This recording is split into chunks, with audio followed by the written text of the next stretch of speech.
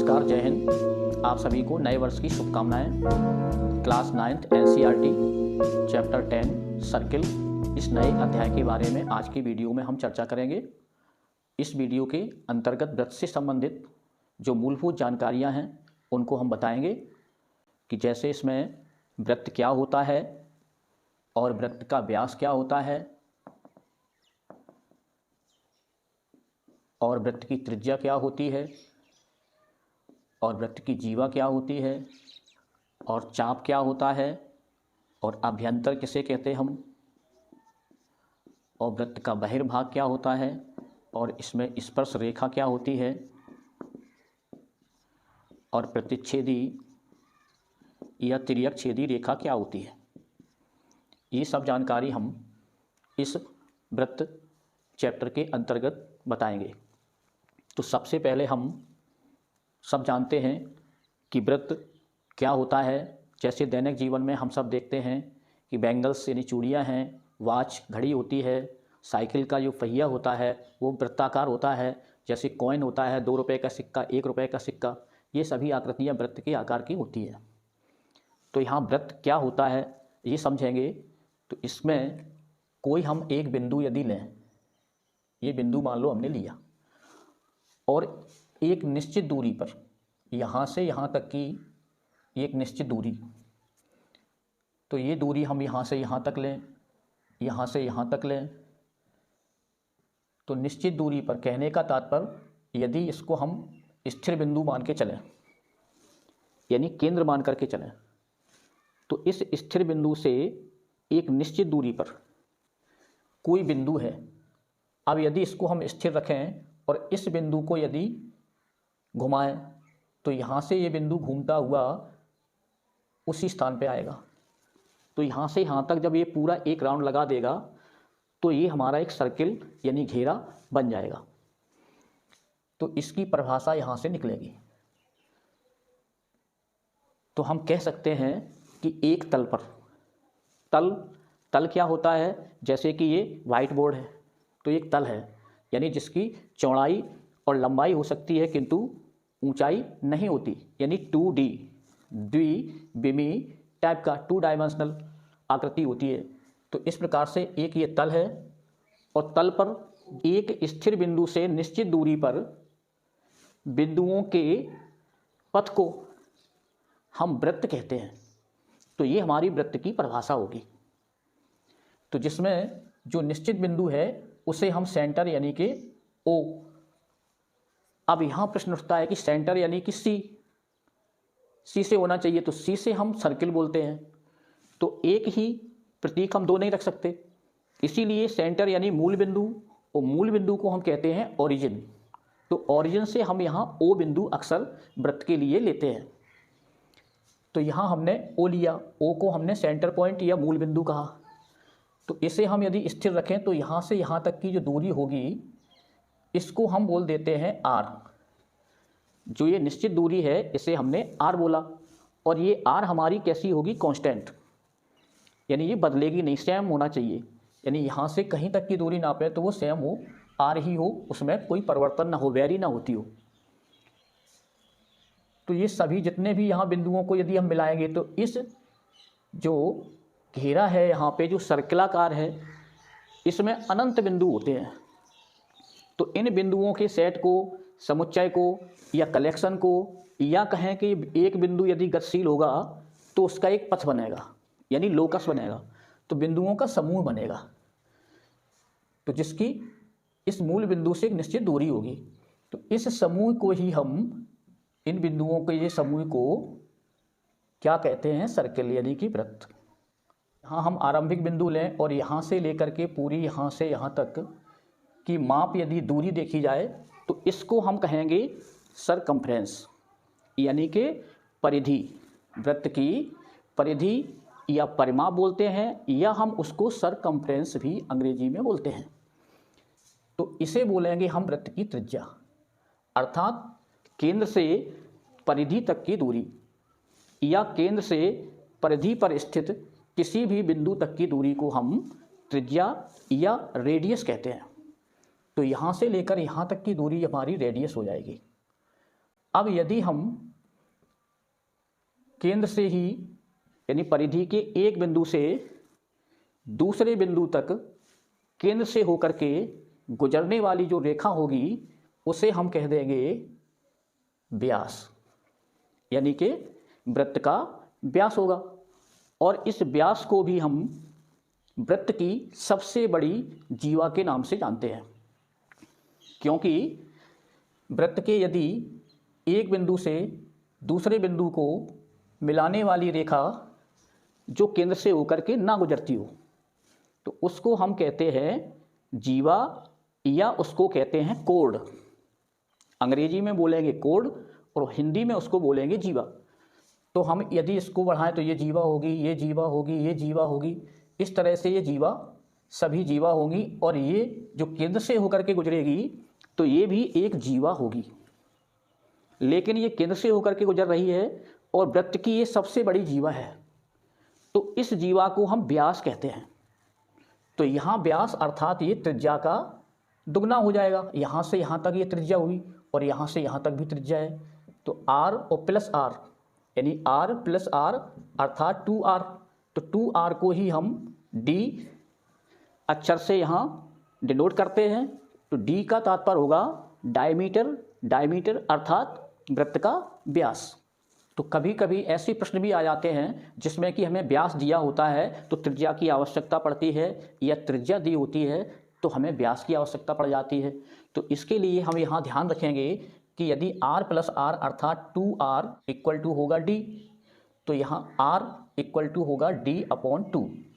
कहने का आशय है कि यदि हम व्यास को आधा कर दें, व्यास को आधा कर दें तो हमें त्रिज्या प्राप्त हो जाएगी, या यदि हमें त्रिज्या प्राप्त है तो त्रिज्या का हम दोगुना कर देंगे तो हमें व्यास मिल जाएगा।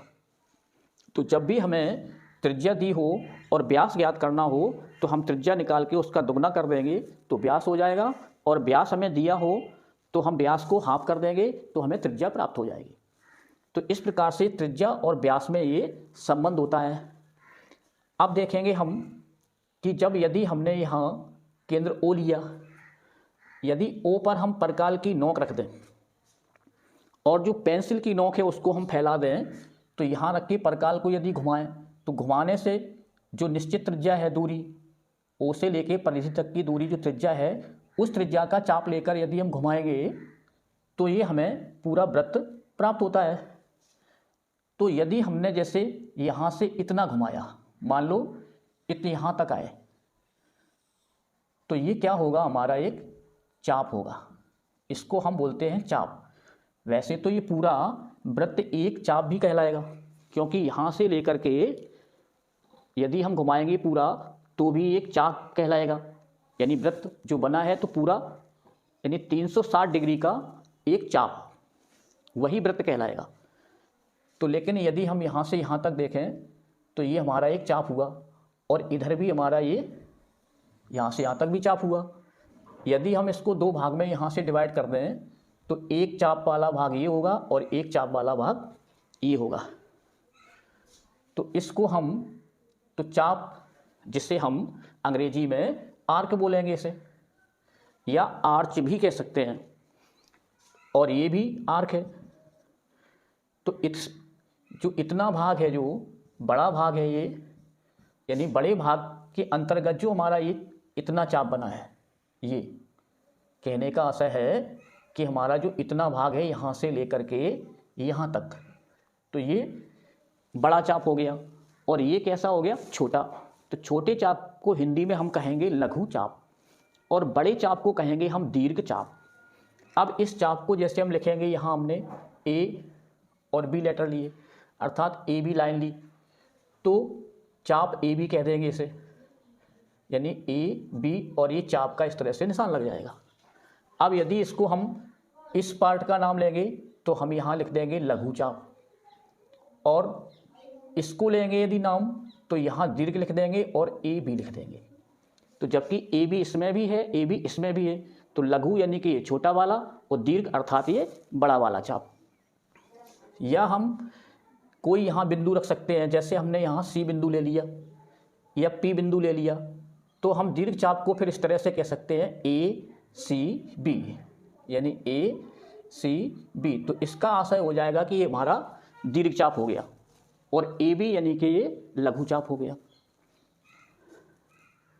तो इसको हम माइनर आर्क बोल सकते हैं, माइनर आर्क, और दीर्घ चाप को हम मेजर आर्क बोल देंगे। अब आर्क के बाद में अब यहां पर हम ध्यान देंगे कि आर्क और ये हमारा कोड, तो आर्क और ये कोड अर्थात जीवा और चाप के मध्य जो घिरा क्षेत्र है, यानी इस जीवा और ये चाप के बीच का जो ये क्षेत्र है पूरा, या इस साइड का क्षेत्र है ये पूरा, तो इनको क्या बोलेंगे? तो यहाँ ये लघु जो छोटा वाला ये भाग है, ये इससे घिरा हुआ ये क्षेत्र होगा, तो इसको हम बोल देंगे माइनर सेगमेंट। इसको बोलेंगे माइनर सेगमेंट और इसको बोलेंगे मेजर सेगमेंट। तो माइनर सेगमेंट और मेजर सेगमेंट, तो ये हमारा होगा इतना भाग ये मेजर सेगमेंट और ये वाला भाग होगा माइनर सेगमेंट। जैसा कि इस चित्र में भी दिख रहा है कि ये हमारा इतना भाग ये होगा माइनर सेगमेंट और इसके जो ऊपर वाला पूरा भाग है ये हमारा हो जाएगा मेजर सेगमेंट। अब यदि हम सेंटर से देखेंगे तो हमारा यहाँ सर्किल हाफ हो जाएगा, तो इसको हम ऊपर वाला सर्किल और नीचे वाला जो आधा सर्किल है इसको बोल देंगे हम सेमी सर्किल। यानी दो बराबर हिस्सों में जब डिवाइड हो जाएगा केंद्र से सर्किल, तो उसको हम कहते हैं सेमी सर्किल, यानी कि अर्धवृत्त। हिंदी में अर्धवृत्त बोलेंगे। तो यहाँ जो इतना भाग है जो कि कोड से डिवाइड हिस्सा होता है, तो कोड से जो बड़ा भाग होता है उसको हम मेजर सेगमेंट बोलते हैं और जो छोटा भाग होता है उसे हम माइनर सेगमेंट कहेंगे। अब सेगमेंट के अलावा यदि, तो एक त्रिज्या हमने ये ली और एक त्रिज्या हमने यहां से ये ले ली, तो जबकि त्रिज्याएं हमारी सेम होंगी दोनों, और ये आर्क यहां से यहां तक लगाया, तो इतना जो भाग होगा हमारा, तो इसको हम बोल देंगे माइनर सेक्टर। और जो ये बड़ा वाला भाग होगा ये, तो इसको बोल देंगे हम मेजर सेक्टर। अर्थात हिंदी में हम बोलेंगे इसको लघु त्रिज्यखंड। तो इसको हम माइनर सेक्टर को बोलेंगे लघु त्रिज्यखंड और मेजर सेक्टर को बोलेंगे दीर्घ त्रिज्यखंड, यानी त्रिज्या का खंड। जैसे कि सेगमेंट को हिंदी में हम कहेंगे लघु वृत्तखंड और मेजर सेगमेंट को बोलेंगे दीर्घ वृत्तखंड, यानी वृत्त का हिस्सा। और यहाँ हमारा त्रिज्याओं से मिलकर के हिस्सा जो बना है, तो इसको हम त्रिज्यखंड बोलते हैं। तो लघु त्रिज्यखंड और दीर्घ त्रिज्यखंड होगा। इसी प्रकार से यहाँ पर ये वृत्त के खंड हुए, तो इसको बोल देंगे हम वृत्तखंड लघु और इसको बोल देंगे वृत्तखंड दीर्घ, अर्थात मेजर सेगमेंट और माइनर सेगमेंट। अब यहाँ हम देखेंगे कि अभ्यंतर और बहिर्भाग। तो मान लो ये पूरा बोर्ड ही एक वैसे तल के रूप में है, फिर भी यदि हम इतना भाग यदि तल कह दें इसको, और यहाँ पर हमने एक वृत्त ले लिया इस तरह से, तो इस वृत्त में देखेंगे कि जो बाहरी भाग है, यानी कि जो इस सरकमफ्रेंस यानी कि ये बाउंड्री लाइन है, इसके अलावा यानी इन बिंदुओं के अलावा मान लो कोई एक यहाँ बिंदु है और एक बिंदु मान ले यहाँ पर इसको ए नाम दे दें और ये बी बिंदु नाम दे दें, और यहाँ एक अंदर मान लो डी बिंदु दे दें इसको। तो यहाँ देखेंगे कि जो बी बिंदु है ये हमारा यहाँ बाहर है, इस घेरे से बाहर है, तो ये हमारा क्या होगा बहिर्भाग। इसी को हम बोल देंगे बहिर्भाग। या इसको हम अंग्रेजी में कहते हैं एक्सटीरियर। और यदि हम इस अंदर के भाग को यानी इस बिंदु पथ को छोड़कर इसके अलावा जो भी यहाँ से यानी इसके अलावा जो भी इधर का भाग है, ये भाग सब, ये होगा हमारा अभ्यंतर यानी अर्थात इंटीरियर। तो ये वाला भाग हमारा होगा अभ्यंतर, अर्थात इसे हम इंटीरियर कहते हैं इस तरह से। तो ये बहिर्भाग एक्सटीरियर हुआ और ये इंटीरियर हुआ, और ये हमारे वृत्त पर ही स्थित बिंदु होगा। तो ये बिंदु हमारा इस वृत्त पर स्थित बिंदु होगा। तो इसी को हम कॉमनली इस पूरे घेरे को वृत्त कहेंगे, और यदि इसको मापेंगे तो माप के हिसाब से इसे हम परिधि कहेंगे, अर्थात अंग्रेजी में इसको ही हम कहेंगे सरकमफ्रेंस। तो सरकमफ्रेंस अर्थात ये पूरा घेरा, तो घेरा यानी वृत्त की परिधि। तो परिधि यानी यहाँ से यहाँ तक ये पूरा हमारा ये कोण बनेगा। तो ये कोण कितने का बनेगा? 360 अंश का। तो 360 अंश को हम क्या लिखते हैं? 2 पाई। 2 पाई यानी कि पाई 2 इंटू 180 अंश। तो 2 पाई को हम इस प्रकार से लिखते हैं। तो ये 360 अंश का जो कोण बनाता है तो उसे ही हम सरकमफ्रेंस के नाम से बोल देते हैं। और यहाँ से यहाँ तक की टोटल ये दूरी, इसको ही हम परिधि सरकमफ्रेंस या परिमाप बोलते हैं। तो इसका हमें सूत्र होता है परिधि का 2 पाई r, यानी 360 अंश का पूरा घेरा और कितनी दूरी लेकर के? r, यानी कि r के सापेक्ष बना कोण। ये हो गई वृत्त की परिधि का सूत्र। या परिधि न दी हो तो हम यहाँ से यहाँ तक यानी बीचों बीच से दूरी नाप लेंगे, उसको व्यास बोल देंगे। तो 2r यानी कि व्यास, इसे हम d पाई भी कहते हैं। और इसका क्षेत्रफल निकालेंगे तो क्षेत्रफल इसका हो जाएगा यानी पाई r स्क्वायर।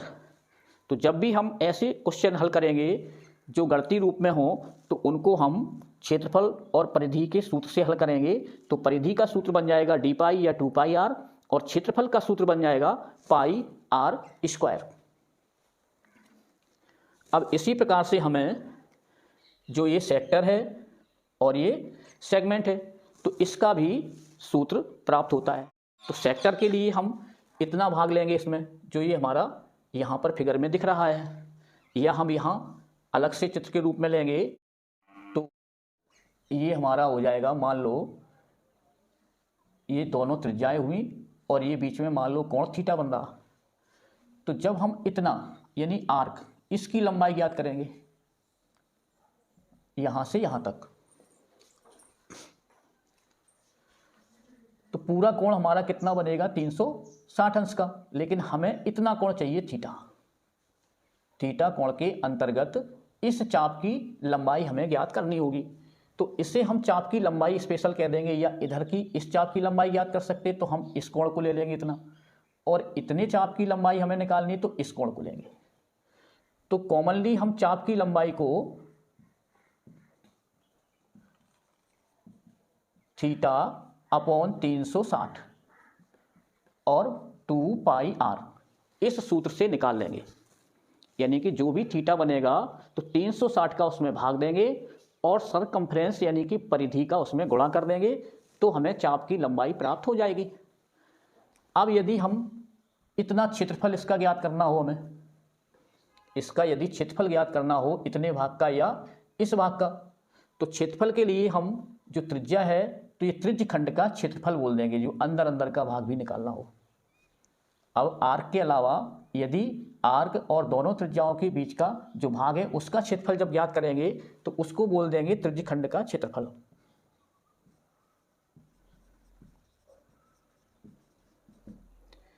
तो यहां भी थीटा में हम 360 का भाग देंगे, जितना भी इस कोण के भाग को निकालेंगे या इस कोण के भाग को निकालेंगे, तो जो भी निकालेंगे उसमें हम 360 का भाग दे देंगे उस कोण में। और क्षेत्रफल से संबंधित है तो हम पाई r स्क्वायर यानी कि क्षेत्रफल का उसमें मल्टीप्लाई कर देंगे, तो हमें उस त्रिज्य खंड का क्षेत्रफल ज्ञात हो जाएगा। अब त्रिज्यखंड का क्षेत्रफल और वृत्त का क्षेत्रफल दोनों की मदद से हम जो भी सेगमेंट है यानी वृत्तखंड है तो उस वृत्तखंड का भी क्षेत्रफल ज्ञात कर सकते हैं। अब हम देखेंगे कि टेंजेंट और सेकेंट क्या होता है। तो जैसे हमने ये वृत्त ले लिया, तो इस वृत्त में ये हमारा केंद्र हुआ। अब ये परिधि है, इस परिधि पर हम कोई भी बिंदु, यदि मान लो हमने यहां एक बिंदु लिया, तो इस बिंदु से हम रेखा खींचेंगे। तो इस बिंदु से कितनी रेखाएं हम खींच सकते हैं? यदि हम रेखा खींचने का प्रयास करेंगे तो इससे कितनी रेखाएं खींच सकते हैं? तो परिधि पर यदि कोई बिंदु है तो उससे हम सिर्फ एक ही स्पर्श रेखा खींच सकते हैं जो कि उस बिंदु को छूती हुई, टच करती हुई निकले। तो यहां से सिर्फ हम एक ही स्पर्श रेखा इस प्रकार से खींच सकते हैं। तो एक वृत्त पर स्थित एक बिंदु से हम केवल एक ही स्पर्श रेखा खींच सकते हैं। जहां भी कोई बिंदु हम यहां ले लें तो इससे सिर्फ ये एक ही स्पर्श रेखा खींची जा सकती है। तो इस प्रकार के प्रश्न भी हमें इस चैप्टर में मिलेंगे। तो अक्सर ये क्वेश्चन ओटी में, एग्जाम में पूछा जाता है कि वृत्त के किसी बिंदु से हम एक बिंदु से कितनी स्पर्श रेखाएं खींच सकते हैं। तो इसका आंसर होगा कि हम सिर्फ एक ही रेखा एक बिंदु से होकर के खींच सकते हैं। तो इसको ही हम बोलेंगे स्पर्श रेखा, या अंग्रेजी में इसको बोलते हैं हम टेंजेंट। और जब वृत्त के कोई दो बिंदु हम लें तो दो बिंदुओं से मिलने से जो रेखा दो बिंदुओं को मिलाते हुए जाए, तो इस बिंदु और इस बिंदु को यदि हम यहां से मिलाएं तो हमारी ये रेखा इस तरह से निकल जाएगी, यानी इनको प्रतिच्छेद करती हुई। तो जब दो बिंदुओं को वृत्त के, यानी वृत्त पर स्थित दो बिंदुओं को मिलाने वाली रेखा जो होती है, उस रेखा को हम सीकेंट या प्रतिच्छेदी रेखा कहते हैं। तो ये हमारी हो जाएगी यानी कि सीकेंट अर्थात प्रतिच्छेदी रेखा। जैसे मान लो यहाँ ए और ये बी बिंदु पर इसने प्रतिच्छेद किया, और यहाँ मान लो कोई पी बिंदु है तो इसको यहाँ प्रतिच्छेद किया। अब यदि कोई बाह्य बिंदु मिले, मान लो ये वृत्त है यहाँ और ये केंद्र है, और यहाँ पर कोई बाह्य बिंदु दिया, वृत्त के बाहर कोई बिंदु दे दिया, मान लो ये बिंदु यहाँ पी दिया, इसको पी नाम दे दिया, और ये हमारा केंद्र हो गया। पी से होकर के रेखाएं खींचेंगे, तो पी से होकर के सिर्फ हम दो ही स्पर्श रेखा खींच सकते हैं। इस प्रकार से वृत्त के बाहर स्थित किसी भी बिंदु से हम सिर्फ दो स्पर्श रेखाएं ही खींच सकते हैं। तो यहाँ से खींचेंगे तो ये हमें स्पर्श रेखा यहाँ मिलेगी। अब यदि इनको हम नाम दे दें, मान लो इसको ए नाम दे दें और इसको बी नाम दे दें, तो इन दोनों रेखाओं की लंबाइयाँ हमेशा सेम होती हैं, यानी इक्वल होती हैं। तो पी ए और पी बी ये दोनों हमारी इक्वल हो जाएंगी। तो वृत्त के बाह्य बिंदु से खींची जाने वाली स्पर्श रेखाओं की लंबाइयाँ सेम होती हैं, यानी कि इक्वल होती हैं। लेकिन किसी एक बिंदु से, तो एक बिंदु से हम सिर्फ दो स्पर्श रेखाएं खींच सकते हैं और दोनों स्पर्श रेखाओं की लंबाइयाँ इक्वल होती हैं। और जो स्पर्श बिंदु हैं वो केंद्र पर सदैव 90 डिग्री का कोण बनाएंगे। ए भी बनाएगा और इसी प्रकार से बी भी, ये 90 डिग्री का हमेशा कोण बनता है। इसको यदि मिला दें तो ये इस तरह से हो जाएगा। तो स्पर्श बिंदु केंद्र पर सदैव लंब होता है। अब यदि मान लो कि ये बिंदु एक स्पर्श करता है और एक रेखा यदि प्रतिच्छेदी हो जाए, एक रेखा यदि हम इस तरह से प्रतिच्छेद करती हुई खींच दें, यानी इसको ए बोल दें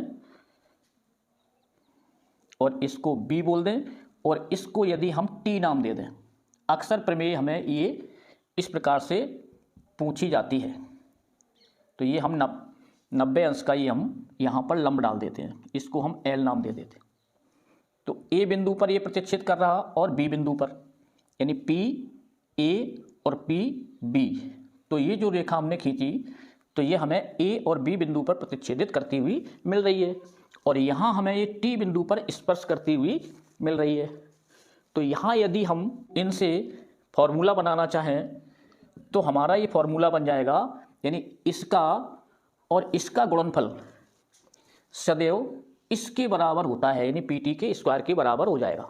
जो स्पर्श रेखा है उसका स्क्वायर पी ए यानी पहला प्रतिच्छेदी बिंदु की दूरी और दूसरे प्रतिच्छेदी बिंदु की दूरी का गुणनफल स्पर्श बिंदु की दूरी के वर्ग के बराबर होता है।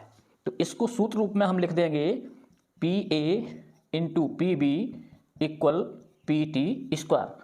तो ये हमारा सूत्र होता है। इससे संबंधित कंपटीशन में कई प्रश्न पूछे जाते हैं। तो अब इसी प्रकार से हमें और भी कई इसमें प्रमेय हल करने को मिलेंगी। तो जिसके अंतर्गत जैसे कि मान लो दो जीवाएं ली हमने, तो दो समान जीवाएं, एक मान लो जीवा हमने ए बी ले ली है यहाँ, और यहाँ पर मान लो हमने पी क्यू जीवा ले ली। अब ए बी बराबर यदि पी क्यू हो जाए तो इनकी केंद्र से सदैव दूरी भी समान होगी। तो ओ ये केंद्र होगा, तो केंद्र से जितनी दूरी ये ओ एल होगी उतनी ही दूरी ये ओ एम होगी। तो यदि इस तरह से हो तब हम लिख सकते हैं कि O L equal O M होगा। कहने का आशय, जब भी दो एक ही वृत्त की दो जीवाएं यदि समान लंबाई की हों तो वो सदैव केंद्र से समान दूरी पर होती हैं, और यदि केंद्र से समान दूरी पर जीवाएं स्थित हों, उसका विलोम कर दें, तो दोनों जीवाएं समान होंगी। जैसे कि O L equal O M हमको दे दिया जाए तो फिर हमारी जीवाएं ए बी और पी क्यू भी समान होंगी। और ध्यान रखना है कि केंद्र से जो लंब होता है, केंद्र से जीवा तक की जो दूरी होती है वो जीवा पर सदैव लंब होती है, यानी 90 अंश का कोण बनाती है, और जीवा को समद्विभाजित भी लंब कर देता है। यानी कि ओ एल जो लंब होगा ए बी पर, और ए बी को दो समान भाग में विभाजित कर देता है। ऐसे ही ओ एम भी पी क्यू को दो समान भाग में विभाजित कर देता है। तो कहने का आशय, केंद्र से जीवा पर डाला गया लंब जीवा को समद्विभाजित करता है। तो ये प्रमेय भी हमें याद रखना है और ये प्रमेय पूछी भी जाती है। तो इस प्रकार से हमने वृत्त के बारे में जाना कि वृत्त की परिभाषा, कि वृत्त क्या होता है और त्रिज्या क्या होती है, यानी कि केंद्र से परिधि तक की दूरी को हम त्रिज्या कहते हैं, और सबसे बड़ी जो जीवा यानी कि परिधि के एक बिंदु से दूसरे बिंदु तक केंद्र से होकर के गुजरने वाली रेखा है उसको हम व्यास कहते हैं, जो कि सबसे बड़ी जीवा होती है। और इसी प्रकार से हमने देखा कि स्पर्श रेखा क्या होती है, यानी टेंजेंट क्या होता है, और सीकेंट क्या होता है, अर्थात प्रतिच्छेदी रेखा, जो कि वृत्त को दो बिंदुओं पर प्रतिच्छेदित करती हो, तो उसे हम प्रतिच्छेदी रेखा या सीकेंट बोलते हैं। और जो वृत्त को स्पर्श करके निकलती हो, वृत्त के किसी एक बिंदु को स्पर्श करके निकलने वाली रेखा, उसे हम स्पर्श रेखा या टेंजेंट बोलते हैं। ये सीख लिया हमने। और आप जैसे वृत्त के दो बिंदुओं को मिलाने वाली रेखा जो कि केंद्र से ना गुजरती हो, और केंद्र से भी गुजरती है तो वो भी जीवा कहलाएगी, वो सबसे बड़ी जीवा होगी, उसे हम व्यास भी कह देते हैं। तो जो सबसे बड़ी जीवा होती है उसे हम व्यास कहते हैं, और जो जीवा होती है उनको व्यास हम नहीं कहते हैं। तो ये परिधि के एक बिंदु से परिधि के दूसरे बिंदु को मिलाने वाली रेखा ये हमारी जीवा कहलाती है। और उस जीवा से और आर्क यानी कोण और आर्क के जो बीच का भाग होता है उसको हम कहते हैं वृत्तखंड, यानी कि सेगमेंट बोलते हैं। और यदि त्रिज्या है, जैसे कि हमने ये त्रिज्या ली और ये त्रिज्या ले ली, तो त्रिज्या यानी दोनों त्रिज्याओं एवं उन त्रिज्याओं के बीच जो आर्क बना होता है उसके दोनों के बीच के भाग को हम सेक्टर या त्रिज्यखंड बोलते हैं। तो जितना ये बनेगा छोटा भाग उसे माइनर सेक्टर बोल देंगे, और जो बड़ा भाग होगा उसे हम मेजर सेक्टर बोल देते हैं। तो इस तरह से हमने ये वृत्त के बारे में पूरी जानकारी यहाँ पर आपको समझाई। उम्मीद करते हैं कि वृत्त के बारे में आपको ये जानकारी अच्छी लगी होगी, और इसके आधार पर अब आगे की जो हम एक्सरसाइज करेंगे वो आपको आसानी से समझ में आएंगे। वीडियो देखने के लिए धन्यवाद।